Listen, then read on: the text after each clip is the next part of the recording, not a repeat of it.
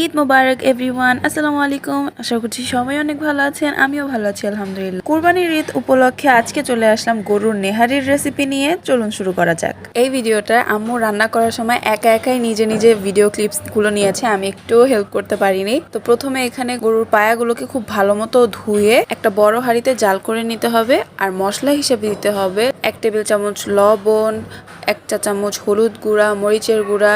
আর নেহারির গ্রেভিটা যাতে একটু ঠিক হয় সেজন্য আমরা এখানে পেঁপেও ইউজ করব। পেঁপেগুলো যাতে একবারে সিদ্ধ হয়ে যায় সেজন্য আমরা পায়াগুলোর সাথে একবারে সিদ্ধ দিয়ে দিয়েছি। এখানে 1 চা চামচের মতো আদা রসুন পেস্ট আমরা দিয়ে দিব যাতে কোনো রকম স্মেল না থাকে। ভালো মতো সেদ্ধ হয়ে যাওয়ার পর এখানে আমরা কিন্তু সিদ্ধ হয়ে যাওয়া পেঁপেগুলোকে তুলে নিব, এগুলোকে পেস্ট করে নিতে হবে।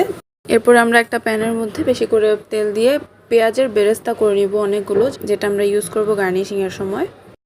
চুলার মধ্যে বেরেস্তাটা হতে হতে আমরা এখানে আলাদা সব মশলাগুলো নিয়ে নিব যেটা আমরা নেহারির মধ্যে ইউজ করব। তো এখানে আমরা সব মশলাগুলো সাজিয়ে নিয়েছি, ধনিয়া, জিরা, এলাচি, লং, জত্রিক, আর এটা হচ্ছে পিপল, জয়ফল, স্টার মশলা, আর এটা হচ্ছে বড় এলাচ, এটা হচ্ছে মৌরি, আর হচ্ছে সাদা গোলমরিচ। এবার এই সব মশলাগুলোকে ভালো মতো গ্রাইন্ডারে গুঁড়া করে নিব।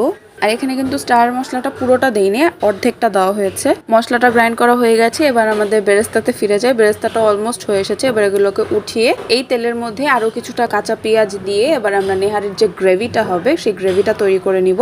এখানে আরো 1 টেবিল চামচ দিয়ে দিচ্ছি আদা রসুন পেস্ট, লবণ, আর এখানে নিয়ে নিয়েছি গুঁড়া মশলাগুলো, হলুদ মরিচের গুঁড়া আর একটু কাশ্মীরি মরিচের গুঁড়া, যাতে কালারটা অনেক ভালো আসে। এবার এই সবগুলো মশলাকে ভালোভাবে মিশিয়ে অনেকক্ষণ সময় নিয়ে কষাবো। কষানো হয়ে গেলে আমরা এখানে যে মশলাটা তৈরি করেছিলাম মশলাটা দিয়ে দিব। কিছুটা মশলা দেওয়ার পর এখানে আমি একটার অর্ধেক দারচিনি দিয়ে দিয়েছি, আর এরপর দিয়ে দিয়েছি যে পেঁপেটা আমরা উঠিয়ে রেখেছিলাম সেটাকে পেস্ট করে এখানে দিয়ে দিয়েছি যাতে গ্রেভিটা খুব সুন্দর ঠিক হয়। পেঁপে তো দিলাম, এবার আরেকটু গ্রেভিটা ঠিক করার জন্য আমরা এখানে একটা বাটিতে 2 পিস পাউরুটি নিয়ে নিয়েছি। এই পাউরুটিটাও কিন্তু আমাদের বাসায় বানানো। পাউরুটিটাকে আমরা পানি দিয়ে একটু ভিজিয়ে ভিজা পাউরুটিটাকে চটকে আমরা এটার সাথে মিক্স করে দিব। এখানে এবার এই গ্রেভিটা রেডি হয়ে গেছে। ওখানে আমরা যে পায়াগুলোকে সিদ্ধ দিয়ে রেখেছিলাম এই পায়ার মধ্যে আমরা এই গ্রেভিগুলো সব ঢেলে দিব। এবার এটাকে জাল করা ছাড়া আর কোনো কাজ বাকি নেই। অনেক ভালো মতো জাল করে সময় নিয়ে জাল করার পর আমাদের নেহারিটা যখন অনেকটা ঘন হয়ে আসবে তখন আমরা এটাকে নামিয়ে নিব।